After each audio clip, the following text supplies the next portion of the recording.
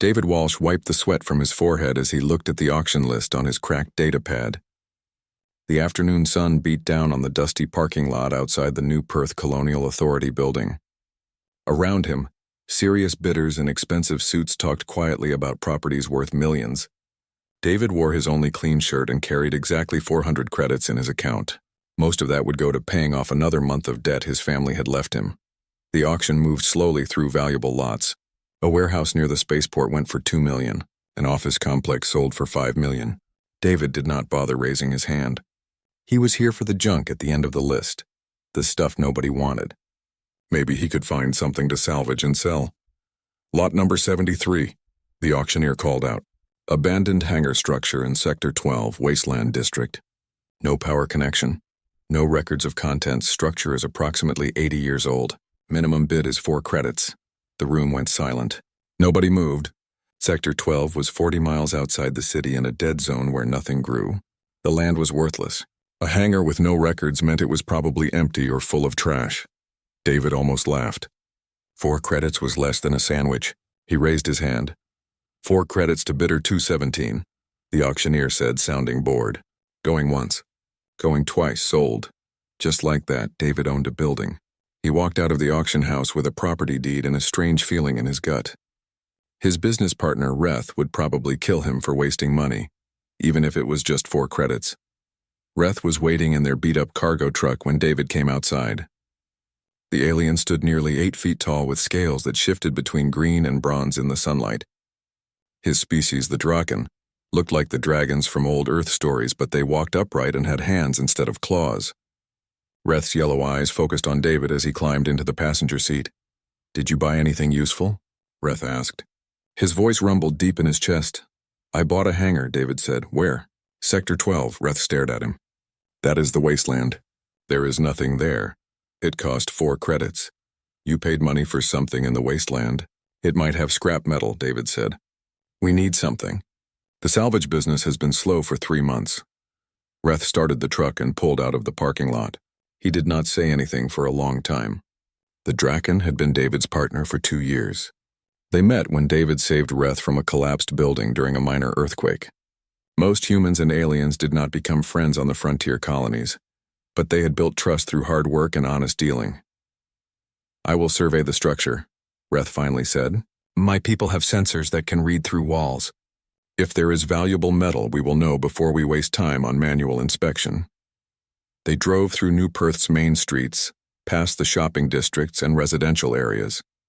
The buildings got smaller and older as they moved toward the city limits. Soon they were on a dirt road heading into empty terrain. The land here was rocky and red, dotted with dead vegetation. Nothing valuable had ever been found in Sector 12. It was just empty space between the city and the mountains. After 40 minutes of driving, they found the hangar. David's heart sank. The structure looked even worse than he feared. Rust covered every surface. The main doors hung at an angle, barely attached to their frames. Sections of the roof had collapsed inward. Weeds grew through cracks in the foundation. "You paid 4 credits for this?" Reth said. "The minimum bid," David admitted. They got out of the truck. David walked around the building while Reth stood still with his eyes closed.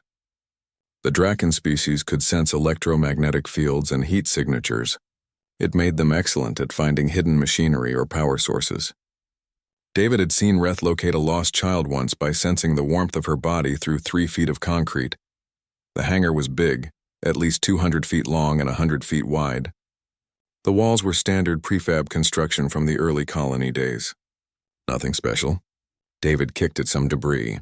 Old plastic containers, rotted fabric, pieces of unidentifiable trash. This was looking like a 4-credit mistake. "David," Reth said suddenly. His eyes were still closed, but his head turned toward the center of the hangar. "Something is wrong." "What do you mean?" "I sense an electromagnetic signature. It is very faint, buried under layers of interference, but it is there." "Could be old wiring," David suggested. "No. This is active. Something is powered on beneath this building." David felt his pulse quicken. "Beneath? You mean underground?" Reth opened his eyes. The yellow irises were bright with confusion. The signature extends down at least 3 levels below the surface. This structure is not just a hangar. It is the entrance to something much larger. They forced their way through the damaged main door. The interior was dark and smelled of rust and decay. David turned on his flashlight. The beam cut through shadows, revealing an empty floor covered in dust and debris. Nothing valuable was visible. "The signature comes from the back wall," Reth said, moving forward carefully. His large body made the floor creak with each step. They reached the rear of the hangar. David ran his hands along the wall. His fingers found a seam, a straight line too perfect to be natural damage. He pressed against the metal. Nothing happened. "Wait," David said. He pulled out his datapad and searched through the property records he had received. There were building codes, safety certificates from 80 years ago, and a construction blueprint. The blueprint showed only a single-story structure. Nothing about underground levels. But there was a small notation in the corner. A serial number followed by the letters TCS, Terran Commonwealth Space, and David read aloud. "That was Earth's government before we joined the galactic community. This building is from before contact with other species." "That was 200 years ago," Reth said. "Before my people met yours. Before humans had faster-than-light travel." David looked at his friend. They both understood something strange was happening. Buildings from that era did not have active power signatures. They barely had electricity. David pressed his hand flat against the wall seam and thought about old Earth engineering. His grandfather had been an engineer and taught him the basics. Security systems from that time period used biometrics, fingerprints or DNA scans. The wall clicked. A section of metal slid sideways with a grinding sound, revealing a dark elevator shaft. Reth's hand moved to the plasma pistol on his belt. David grabbed his own weapon, an old chemical projectile gun. They looked at each other. "We should call the authorities," Reth said, "and tell them what? That we found a secret door? They will take the property and we get nothing." "It could be dangerous." David stepped into the elevator. 4 credits, remember? "We are already all in." Reth growled low in his throat but followed him inside. The elevator panel had 3 buttons. David pressed the bottom one. Old machinery groaned to life and they began to descend into the darkness beneath the wasteland. The elevator shook as it descended. Metal scraped against metal in the darkness. David held his flashlight steady, though his hand wanted to shake. Reth stood perfectly still beside him, the Drakens breathing slow and controlled. The air grew colder with each passing second. After what felt like forever but was probably only 2 minutes, the elevator stopped. The doors opened with a hiss of stale air. David's flashlight beam cut through the darkness ahead, revealing a massive underground space that stretched beyond the reach of his light. "How big is this place?" David whispered. Reth's eyes reflected the flashlight beam. "The electromagnetic signature is stronger here. Much stronger. Whatever is down here has significant power reserves." They stepped out of the elevator onto a metal floor. Dust covered everything in a thick gray layer. Their footsteps left clear prints behind them. Nobody had been here in a very long time. David swept his light across the space and saw walls in the distance, support columns rising to a ceiling far overhead, and shapes that might be equipment or machinery. "We need more light," David said. He ran the flashlight beam along the nearby wall, looking for controls. His grandfather taught him that old Earth facilities always put emergency systems near the entrance. There, a panel with a faded red cover. He pulled the cover open and found 3 switches. The first one did nothing when he flipped it. The second caused a groaning sound somewhere in the darkness. The third brought the facility to life. Emergency lights flickered on in sequence, marching away into the distance. Red bulbs cast everything in a bloody glow. The lights revealed the true size of the underground space. It was enormous, easily 3 times the size of the hangar above, and sitting in the center of it all was a ship. "By the stars," Reth breathed. The vessel was huge, bigger than any civilian transport David had ever seen. It was built low and wide with armor plating covering every surface. Weapon ports lined the hull. The design was aggressive and brutal, nothing like the elegant curves of modern spacecraft. This ship was built for one purpose: war. "What is a warship doing under New Perth?"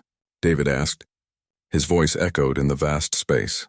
Reth moved forward, his sensor abilities apparently overwhelmed by curiosity. "This is not registered in any database I know. The design philosophy is completely foreign to modern standards." They walked around the ship slowly. David counted at least 20 major weapon systems. The armor looked thick enough to stop anything short of a planet-killer bomb. Near what appeared to be the main airlock, they found a nameplate. The letters were worn but readable. TCS Defiant, David read aloud. Terran Commonwealth Dreadnought. I have never heard of a Terran Dreadnought class, Reth said. Human military history shows nothing like this. Your species only developed space combat capability after joining the galactic community. Maybe the records are wrong, David suggested. But even as he said it, he knew that made no sense. Why would all of humanity's records be wrong? Reth pulled out his datapad and connected to the galactic database network. His clawed fingers moved quickly across the screen. I am searching for any reference to TCS Defiant, Terran Commonwealth military vessels, or Dreadnought-class ships from Earth's pre-contact era. Nothing. Absolutely nothing in 200 years of archived data. David approached the ship's airlock. It was sealed tight. He ran his hand along the doorframe and found another biometric panel. This one looked more sophisticated than the elevator. It had a screen that lit up when he touched it. Words appeared. Identity verification required. Place hand on scanner. David looked back at Reth. The alien shrugged with his whole body, a gesture he had picked up from human friends. David pressed his hand against the scanner. A green light swept across his palm and fingers. Human genetic markers confirmed, a synthetic voice said from speakers hidden somewhere in the walls. Biosignature matches authorized personnel database. Access granted. The airlock door hissed and began to open. Reth's hand went to his weapon again. Careful, the Draken warned. We do not know what is inside. They entered the ship through the airlock. More emergency lights came on automatically, revealing a corridor that ran deeper into the vessel. Everything was clean inside, preserved by the sealed environment. The walls were bare metal with numbered hatches and warning labels in Old Earth languages. This ship is in perfect condition, David said. It has been maintained somehow. They followed the main corridor to what appeared to be the bridge.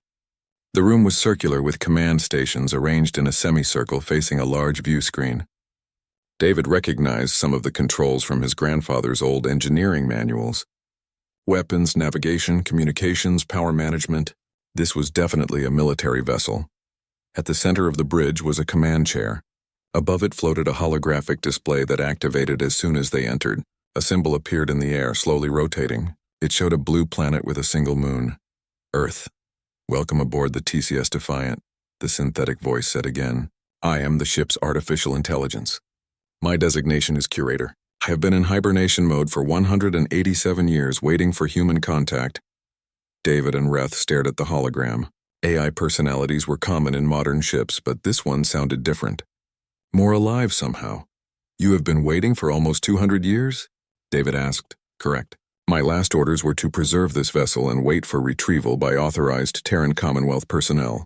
You are the first human to board this ship since it was placed in storage. Why was it hidden? David asked. Why are there no records? That information is classified, Curator replied. However, given the time elapsed and the absence of proper command authority, I am authorized to provide historical context under Emergency Protocol Archive 7. The hologram changed. Now it showed star charts with marked territories. 197 years ago, humanity encountered a hostile alien species known as the Swarm. They were a hive-mind organism that consumed all biological life on planets they invaded. The Swarm attacked Earth and 17 colony worlds. David felt his blood run cold. He looked at Reth, who was staring at the hologram with his mouth slightly open. I have never heard of the Swarm, Reth said quietly. Few species have, Curator continued. The war lasted 7 years. Humanity fought alongside 32 other spacefaring species, including the Draken Conclave. The casualties were catastrophic. Earth lost 3 billion people. The Draken Conclave lost 40% of their entire species. Reth made a choking sound. That is impossible. Our history books say nothing about this.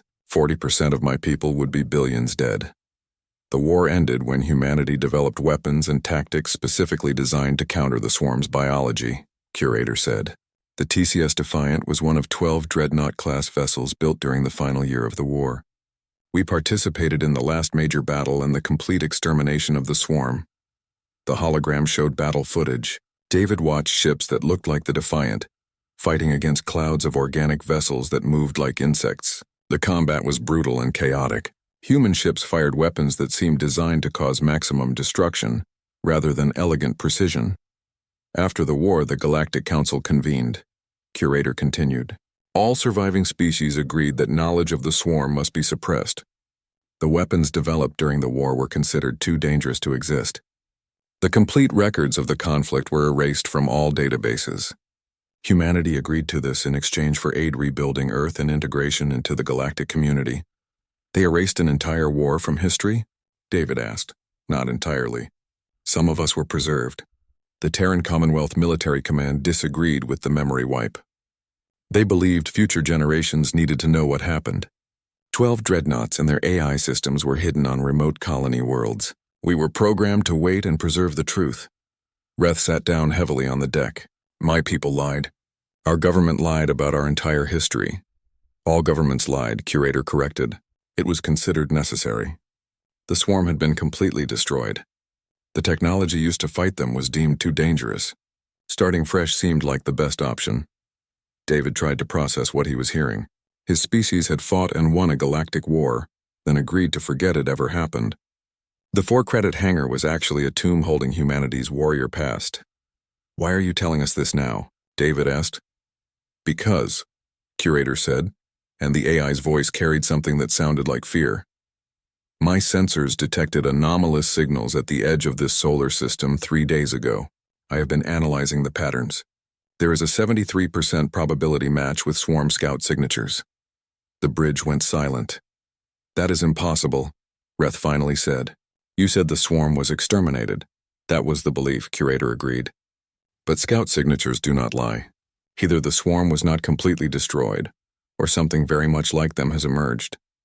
David looked at the view screen, imagining invisible threats lurking at the edges of their system. We need to tell someone. The colonial authorities, the military. They will not believe you, Curator said. All records of the swarm are gone. You have no proof except my testimony, and most species consider AI from that era to be outdated and unreliable. Then what do we do?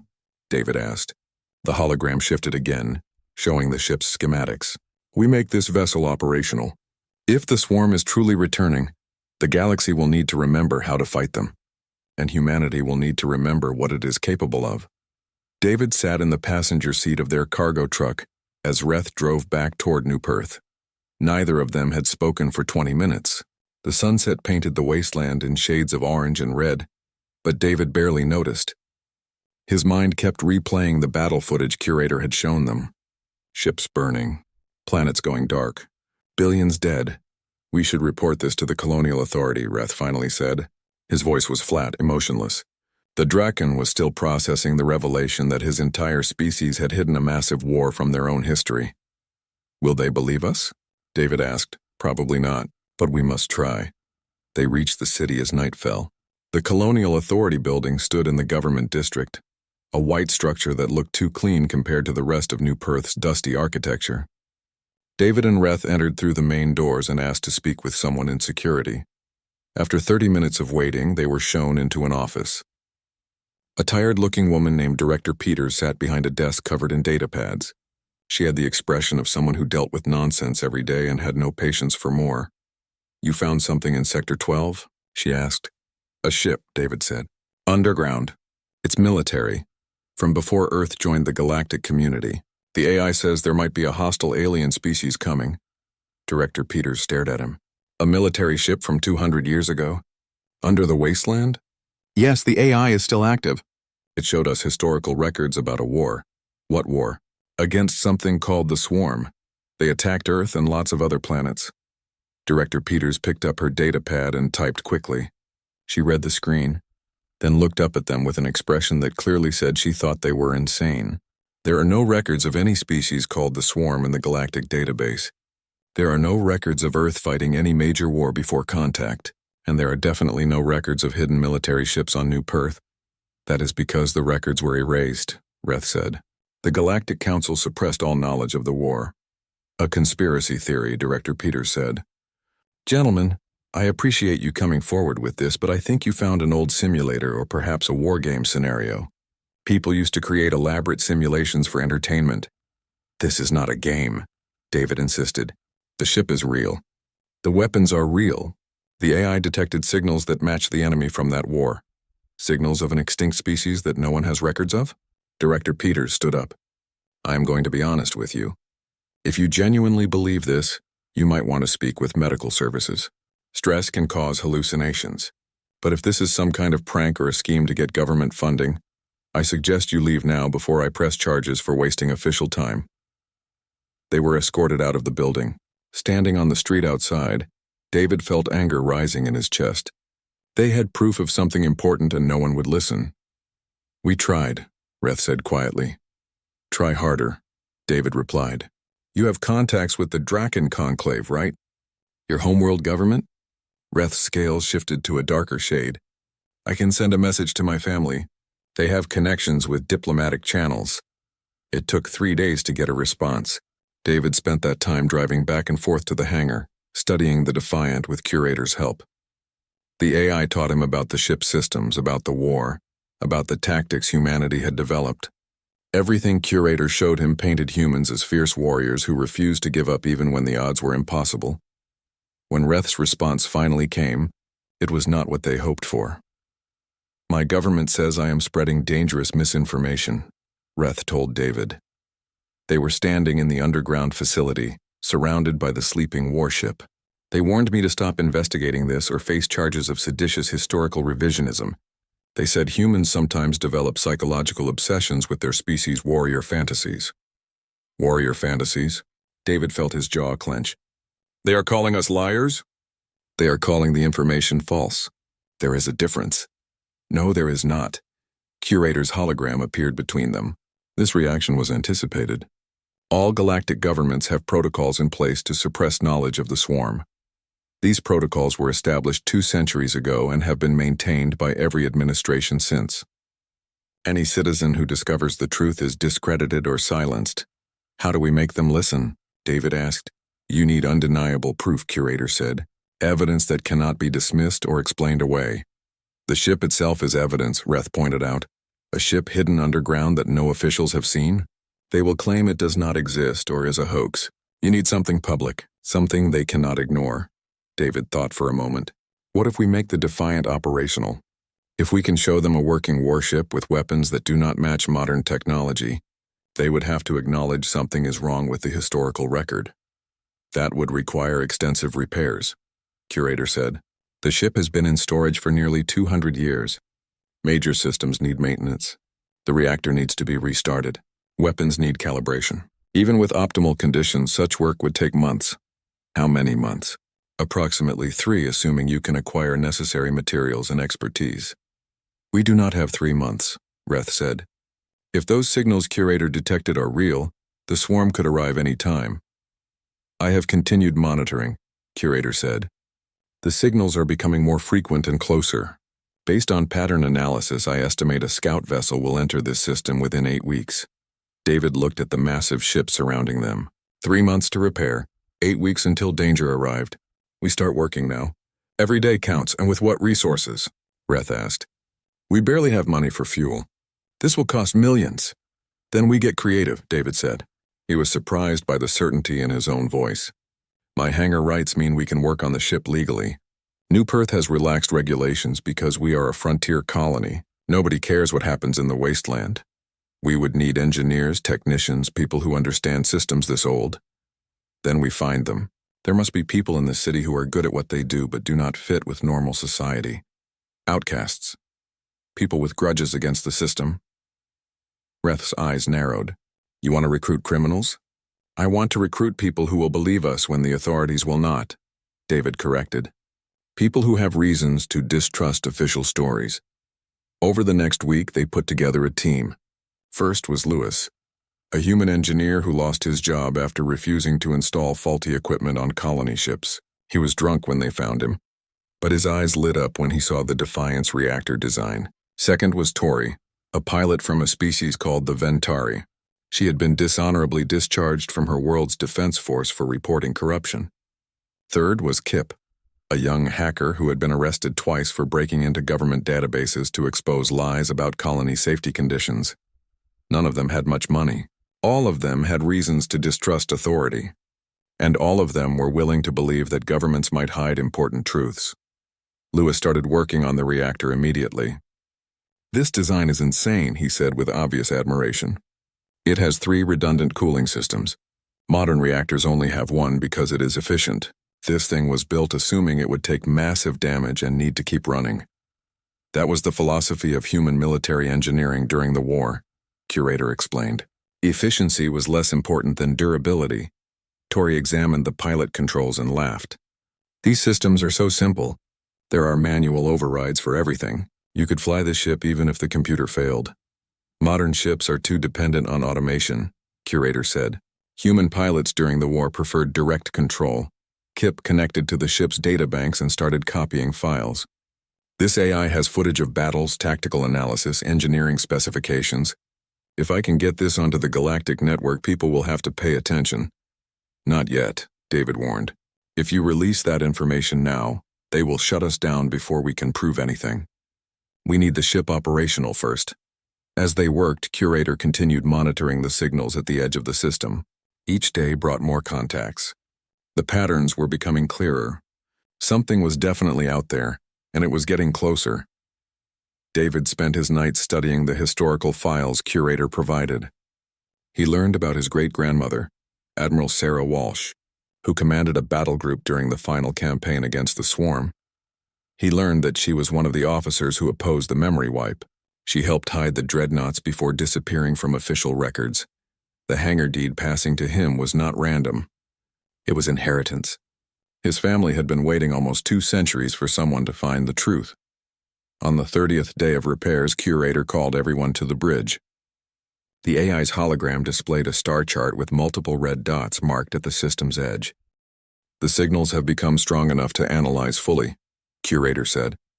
"They match swarm scout patterns with 92% accuracy. Based on current trajectory and speed, a scout vessel will reach New Perth in 38 days. "Can we get the ship running by then?" David asked Lewis. The engineer rubbed his face tiredly. "Maybe, if nothing goes wrong. If we can find the parts we need. If the reactor starts properly on the first try." "That is a lot of ifs," Tori said. "Yes," Lewis agreed. "But what choice do we have?" David looked around at his small crew. A disgraced engineer, a dishonored pilot, a convicted hacker, a Draken who was defying his government, and a salvage dealer in debt. They were all that stood between their world and something the galaxy had tried to forget. "We work faster," David said. "We do not sleep much. We take risks. That is what humans do, right?" Curator's hologram flickered. According to historical records, humans specialized in accomplishing impossible tasks through stubborn determination and refusing to accept logical limitations. "Then, let's be human about this," David said. 38 days to prepare for an enemy the galaxy had forgotten. David barely slept. None of them did. The underground facility became their world, lit by emergency lights that never dimmed. The smell of welding torches and electrical work filled the air constantly. Lewis worked miracles with the reactor. He spent 6 days straight in the engine room, taking power naps on the floor when his body forced him to rest. On the 7th day, he emerged with grease-stained hands and a massive grin. "The reactor is online," he announced. "We have power." The facility's lights switched from emergency red to normal white. Systems throughout the Defiant hummed to life. Screens flickered on. The ship's gravity systems activated, giving them steady footing instead of relying on the planet's natural gravity. David felt the deck vibrate beneath his feet. The Defiant was waking up after 2 centuries of sleep. Curator's hologram appeared brighter and clearer than before, no longer limited by emergency power. "Full system access restored. Running diagnostics. Primary systems are functional. Weapon systems are offline pending calibration. Life support is operating at 97% efficiency. Hull integrity is excellent. Navigation is ready. Propulsion systems need minor repairs to reach full capacity." "How long until we can fly?" David asked. "Current estimates suggest 12 days, assuming repairs continue at this pace. 12 days to launch. 26 days until the scout arrived. They might actually make it."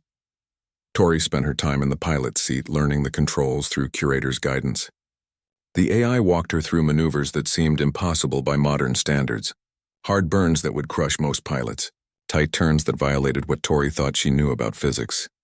"This ship moves like a fighter despite being the size of a cruiser," Tori said. "How is that possible?" Humans over-engineered the engines, Curator explained. Most species designed ships to specific performance standards. Humans designed ships to exceed any possible requirement. The Defiant can accelerate 3 times faster than it theoretically needs to. Why? Because in combat, the enemy does not care about efficiency standards. They care about winning. Humans built ships to win. Kip worked on integrating the ship's ancient systems with modern databases. It was delicate work. The Defiant's computers were 200 years old, but still more secure than most current military networks. Kip found that fascinating. This encryption is beautiful, he said. It does not use elegant algorithms. It uses brute force, thousands of layers of simple protection that would take centuries to crack. Modern systems try to be clever. This system just tries to be impossible. That sounds very human, Reth observed. The Draken had changed over the past month. He worked harder than anyone, often handling physical labor that would exhaust multiple humans. But David noticed his friend grew quieter each day. The betrayal by his government weighed heavily on him. "You okay?" David asked one night while they were doing maintenance on the weapon systems. "My people lied about the most important event in our history," Reth said. 40% of the Draken species died in that war. Billions of lives, and we erased them from memory as if they never existed. The Council thought it was necessary. Was it? Reth's scales darkened. Or were they just afraid? Afraid of the weapons, afraid of the memories, afraid that knowing the truth would change how we see ourselves? David did not have an answer to that. On the 20th day, David made a discovery while going through old files in his family's storage unit. He found a locked box that his grandfather had left him. Inside were letters written by his great-grandmother, Admiral Sarah Walsh. She had recorded everything before the memory wipe, hoping someday her family would learn the truth. He read the letters in the Defiant's mess hall while the others worked. The Admiral's words painted a picture of desperate struggle. Earth had been losing. The swarm adapted to every weapon, every tactic. Species that had been spacefaring for thousands of years were helpless against them. Then humanity started fighting differently, not elegantly, not efficiently. They used tactics other species considered wasteful or crazy. They rammed ships into swarm vessels. They set ambushes that sacrificed their own forces to destroy larger enemy formations. They fought with emotion and rage instead of logic. "We learned that the swarm only understood patterns," his great-grandmother wrote. "They adapted to logical tactics because logic is predictable. But humans are not always logical. We are emotional, stubborn. We refuse to give up even when we should. The swarm could not adapt to that." Another letter described the final battle. 12 dreadnoughts, including the Defiant, had punched through the swarm's main hive. They fired every weapon until their reactors nearly melted. When the hive was destroyed, the entire swarm collapsed. Billions of organisms died at once because they shared one consciousness. "We won," the Admiral wrote. But the galaxy was terrified of us. They saw humans willingly sacrifice millions of our own people to kill the enemy. They saw we built weapons designed to cause maximum destruction. They saw we could be gentle and kind, but also absolutely ruthless when threatened. The Council wanted to forget the swarm, but I think they also wanted to forget what humanity could become in war. David understood now why the dreadnoughts were hidden. His great-grandmother and the other officers wanted to preserve more than just the truth about the swarm. They wanted to preserve the knowledge that humanity could be dangerous when needed. On the 25th day, Curator detected new signals. The scout vessel had entered the outer system and was moving toward the inner planets. It would reach New Perth in 13 days. "We are not ready," Lewis said. He looked exhausted. They all did. "The weapons still need calibration. We need at least 4 more days." "We do not have 4 days," David said. "We launch in 2. 2 days? That is insane." "Then we are being human about it," David replied. "Curator, can we fly in 2 days?" "Propulsion is ready. Navigation is ready. We can launch. However, weapon systems will be operating at only 60% capacity. 60% of this ship's weapons is probably more than most modern cruisers," Tori pointed out. "That is accurate," Curator agreed. They worked without stopping. Lewis and Kip focused on weapons. Tori ran flight simulations until she could pilot in her sleep. Reth used his strength to manually adjust systems that normally required powered tools. David spent time with Curator, learning tactics from the war. The AI showed him hundreds of battles.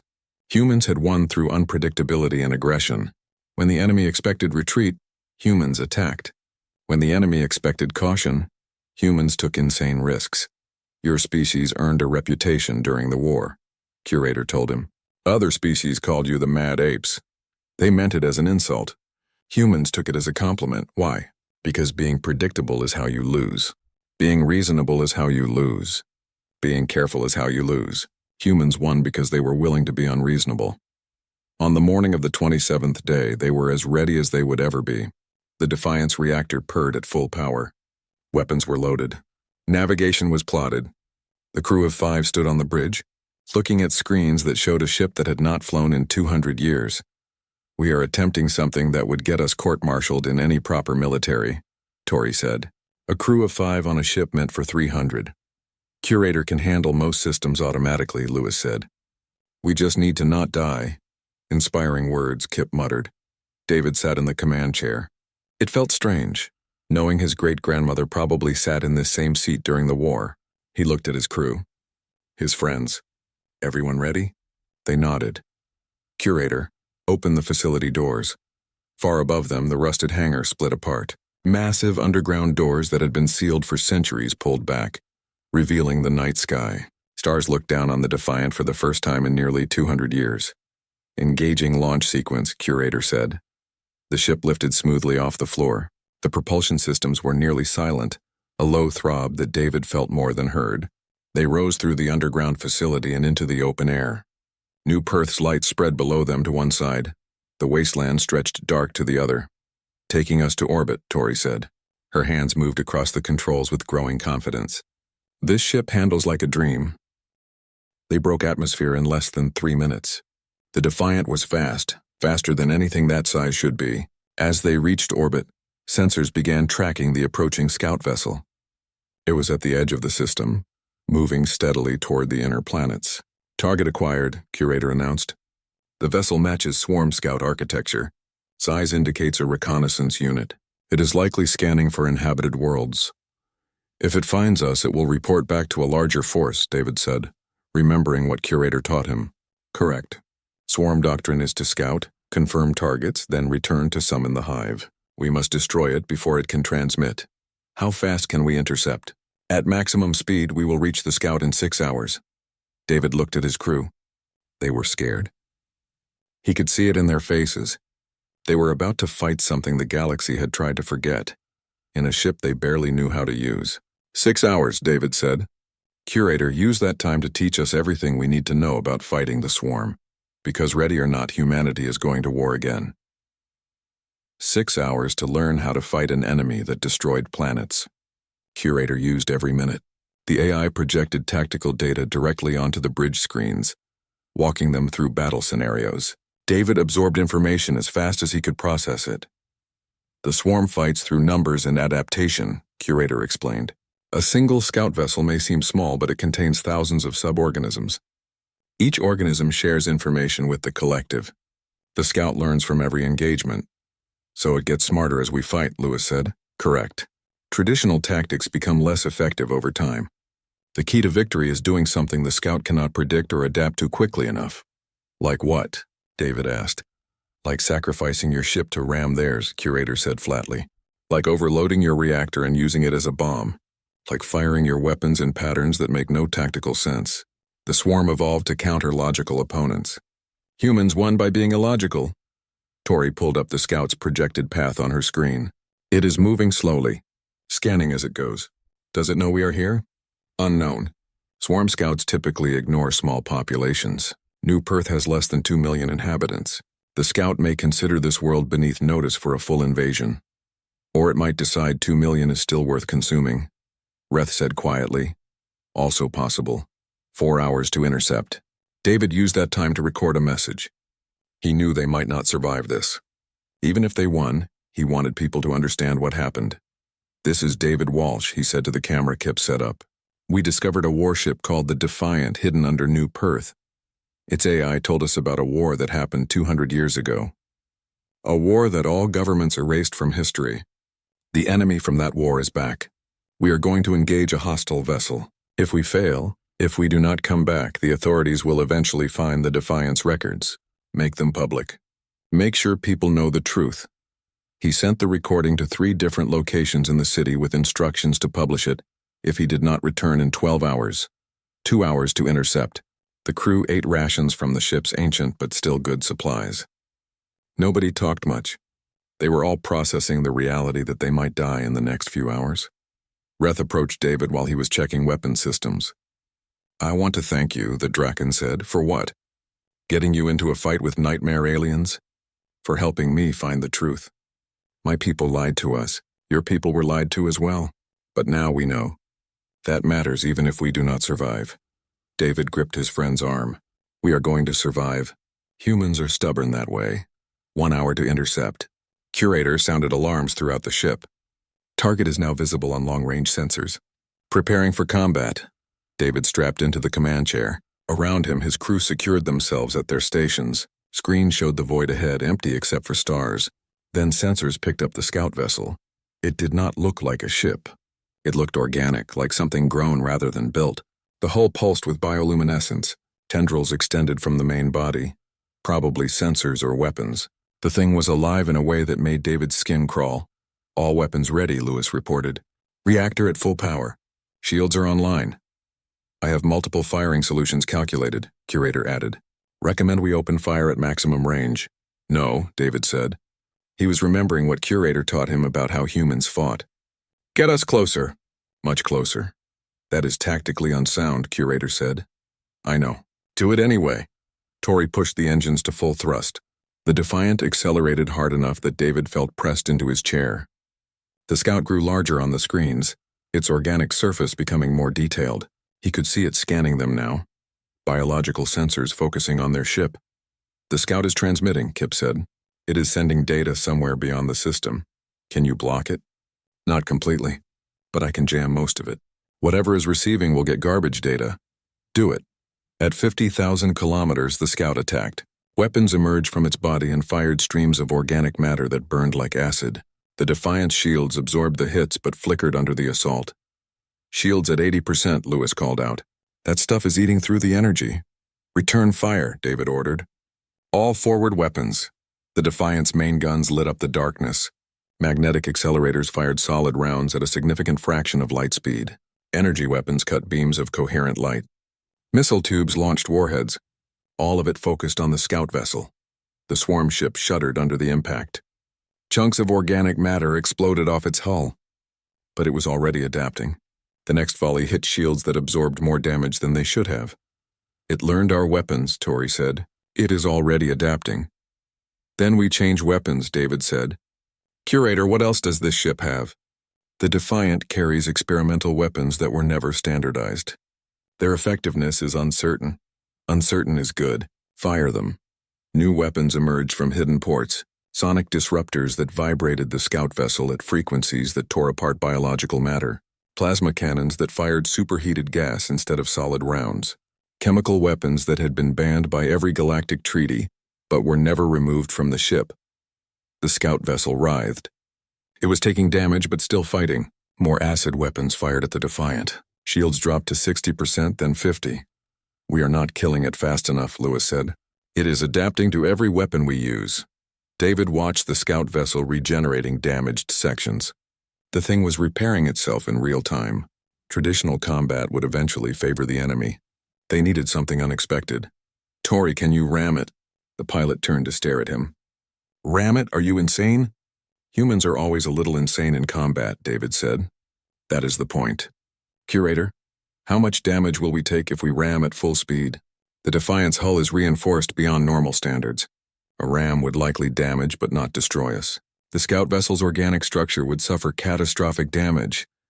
"But we would die," Tori protested. "Not if we fire all weapons during the ram and pull away at the last second," David said. "Hit them so hard they cannot regenerate," Reth growled. "That requires perfect timing. If we pull away too early, we do not do enough damage. Too late, we crash and die." "Yes," David agreed. "So we time it perfectly." There was a moment of silence. Then Tori laughed. It was a slightly hysterical sound. "You are definitely human, all right. Everyone hold on to something." She turned the Defiant toward the scout vessel and pushed the engines past their safety limits. The ship accelerated hard. G-forces pressed them into their seats despite the inertial dampeners. Alarms screamed throughout the bridge. "All weapons armed," Lewis said. "Firing on your command." The scout realized what they were doing. It tried to move, but it was too slow. The Defiant was coming in too fast. 20,000 kilometers. 10,000. 5,000. "Fire everything," David shouted. Every weapon the Defiant had discharged at once. The energy release was blinding. Solid rounds, energy beams, missiles, plasma, experimental weapons, all of it struck the scout vessel at point-blank range. The organic ship's shields collapsed under the overwhelming assault. 1,000 kilometers. 500, pull away, David yelled. Tori yanked the controls hard. The Defiant's engine screamed. The ship curved away from the collision course at the last possible second. They missed the scout by less than 100 meters. The gravitational stress nearly tore them apart, but they survived. The scout vessel did not. David watched on screens as the organic ship broke apart. Massive chunks of biological matter drifted in all directions. Internal fluids boiled in vacuum. The bioluminescence faded and died. Target destroyed, Curator confirmed. No life signs detected. The scout has been eliminated. The bridge was silent for a moment. Then Kip started laughing. Lewis joined him. Tori was shaking her head in disbelief. Reth made a sound somewhere between a roar and a laugh. "We did it," David said. He could barely believe it. "We actually did it. We fought the swarm and won," Reth said. "My ancestors would be proud." Scanning debris field, Curator announced. Retrieving data from the scout's remains. Analysis indicates this vessel was part of a small reconnaissance group. "The main hive is not in this region, so we bought time," David said. "Yes, but the scout managed to transmit some data before it was destroyed. The hive will know something happened here." "Then we need to tell everyone else," David said. "No more secrets. No more hidden history. The galaxy needs to know the swarm is back." Kip was already working. "I am broadcasting everything. Battle footage, Curator's historical records, all of it. Sending to every major news network, every government database, every public forum I can access." "They will try to suppress it," Reth warned. "They can try," Kip said with a grin. "But you cannot suppress truth once millions of people have seen it." David stood from the command chair. His legs felt weak. They had survived. Against all logic, against all odds, 5 people in a 200-year-old warship had destroyed an enemy that once nearly conquered the galaxy. "Set course back to New Perth," David ordered. "Time to let the Colonial Authority explain why they did not believe us." As the Defiant turned toward home, David looked at the debris field behind them. Somewhere out there beyond the stars, the main hive was waking up. The swarm was returning. But now the galaxy would know. And this time, they would remember how to fight. The Defiant entered orbit around New Perth 12 hours after the battle. By then, everything had changed.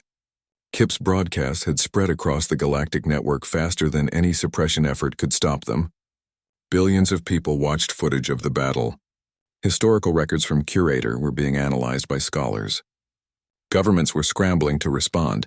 Director Peters called them before they even landed. Her face on the screen looked 10 years older than when David last saw her.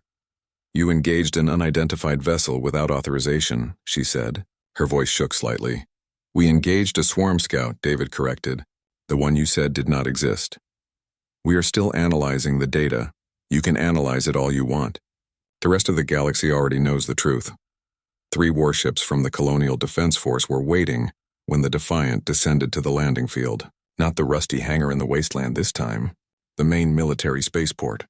Soldiers surrounded the ship as the crew disembarked. An officer approached David with handcuffs ready.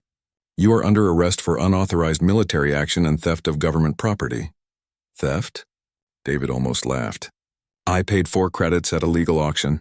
The Defiant is mine." "That remains to be determined." Before the officer could arrest him, a transport landed nearby.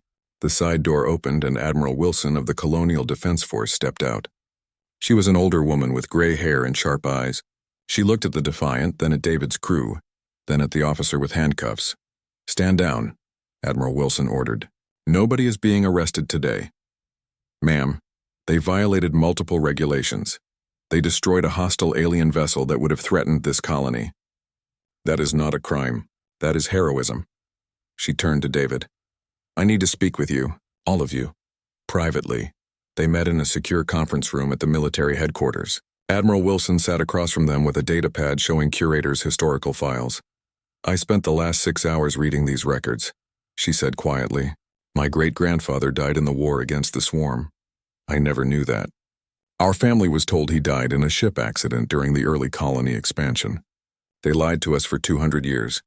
They lied to everyone, Reth said. I know. Admiral Wilson looked tired. The Galactic Council held an emergency session 3 hours ago. Every government is confirming the records are authentic. Some are still trying to suppress information locally, but it is too late. The truth is out. What happens now? David asked. Now we prepare. The swarm is back, and this time we cannot pretend it is not happening. She pulled up star charts on the room's main screen. We detected 15 more scout signatures in neighboring systems. The hive is testing our defenses across a wide front. 15? Lewis looked pale. We barely handled one. Which is why I need your help, Admiral Wilson said, looking at David. The Terran Commonwealth Navy was disbanded after the war. Earth's current military is built for peacekeeping, not major combat. But you have a working dreadnought and an AI that knows how to fight the swarm. You want the Defiant, David said. I want you to lead a new fleet. We found records of where the other hidden dreadnoughts are located. 6 are in Terran Commonwealth space. 3 are in Draken territory. 2 are in neutral zones. If we can recover and reactivate them, we have the foundation for a real defense force. I am not military, David protested. I bought that ship by accident. You bought it because your great-grandmother designed it that way. The property deed was set up to find someone with her bloodline. She wanted her family to know the truth. Admiral Wilson leaned forward. You fought the swarm and won with a crew of 5. Imagine what you could do with proper support. David looked at his crew. Lewis was nodding slowly. Tori looked excited. Kip seemed interested. Reth was unreadable. What about my government? Reth asked. The Draken Conclave tried to silence me when I reported the truth. Your government is dealing with civil unrest right now, Admiral Wilson said. 40% of your species died in the war. That is billions of people whose sacrifices were erased. Many Draken are demanding answers. Your conclave will have to acknowledge reality or face revolution. Good, Reth growled. Over the next month, everything moved quickly. David was given a commission as a commander in the reformed Terran Commonwealth Navy. His crew received official positions and military training. More importantly, they received resources. Teams were sent to recover the other hidden dreadnoughts. The ships had been waiting in secret locations preserved by their AI systems just like Curator. Each one carried the memories of humanity's forgotten war. Each one represented a different aspect of human military thinking. The TCS Relentless specialized in sustained bombardment. Its weapons could fire continuously for days without overheating.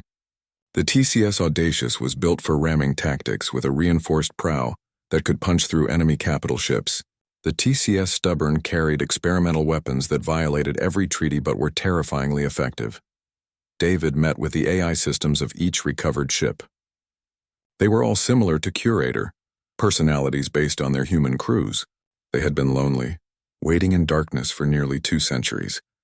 Now they were eager to serve again. Why did you wait so long? David asked one of them. Because the truth is heavy, the AI replied. Humanity fought with everything it had. Your species learned to be brutal because the swarm left no choice. The galaxy was not ready to remember that. But now they need to remember. New Perth became a training center. Crews from Earth and the colonies came to learn from the dreadnoughts. Modern tactics were blended with old strategies. The result was something new, something the galaxy had never seen. Reth was proven right about his government. The Draken Conclave faced massive protests. Citizens demanded to know why billions of their ancestors were erased from history. The government eventually opened their archives and confirmed the truth. They also released the locations of 3 dreadnoughts hidden in Draken space. We would like to request joint operations, a Draken admiral said during a conference call. Our species fought together against the swarm before. We should do so again, David agreed. The fleet was becoming truly galactic, not just human. Draken ships joined human vessels. Other species that had lost people in the Forgotten War volunteered their fleets. The suppressed history became a rallying point. 6 months after the battle with the Scout, the main swarm hive was located. It was in a dark nebula 300 light-years from Earth, building its forces. Scouts had been probing the galaxy's edges for years, testing defenses, looking for weaknesses. The Galactic Council authorized military action. A fleet of 200 ships assembled, including all 12 recovered dreadnoughts. It was the largest military force created since the original war. David stood on the bridge of the fully restored Defiant, watching the fleet prepare for departure. His ship was the flagship now, leading vessels from dozens of species. Admiral Wilson had offered him higher rank, but he refused. Commander was enough. Nervous, Reth asked. The Draken was now his official second-in-command. Terrified, David admitted. We are going to fight something that nearly destroyed the galaxy. We are going to fight it with knowledge our ancestors paid for in blood. That is more than they had. Curator's hologram appeared between them. All ships report ready. The fleet awaits your command. David looked at the tactical display. 200 ships, thousands of crew members, all putting their faith in lessons learned from a war that had been erased from history. He thought about his great-grandmother, about the crews who had hidden these ships, about the truth that had waited 200 years to be found. All ships, David said into the fleet-wide channel. This is Commander Walsh. We are about to face an enemy that almost beat us once. But we are not the same people who fought that war. We know their tactics now. We know how to adapt. Most importantly, we know the truth about what our ancestors accomplished. They won against impossible odds. We will do the same. He looked at Tori at the pilot station. Take us to hyperspace. Time to finish what our ancestors started. The Defiant's engines hummed to full power. Around them, the fleet activated their drives in sequence. Space twisted as hyperspace windows opened. One by one, the ships jumped, carrying hope and determination toward an enemy that thought it had been forgotten. David watched New Perth disappear from the view screen, replaced by the swirling colors of hyperspace. Somewhere ahead was a battle that would decide whether the galaxy remembered its past or repeated it, but for the first time in 200 years, humanity was ready. The 4-credit hangar had revealed more than a hidden ship. It revealed that some truths cannot be suppressed forever. Some legacies wait patiently for the right person to discover them. David Walsh had bought a piece of rust for pocket change. He found humanity's warrior spirit instead, and now, leading a fleet into the darkness, he was going to show the galaxy why humans earned the nickname Mad Apes during the last war. Not because humans were stupid or reckless, but because humans refused to give up. Even when giving up was the logical choice. Because humans would sacrifice everything for victory, when victory was the only acceptable outcome. The swarm had evolved during its 2-century hibernation. It had become stronger, smarter, more dangerous. But humanity had evolved too. They remembered now. And memory was the most dangerous weapon of all. The Defiant led the fleet deeper into hyperspace, toward the nebula where nightmares waited. Behind them, the galaxy watched and prayed. Ahead of them, history was about to repeat itself. Only this time everyone would remember.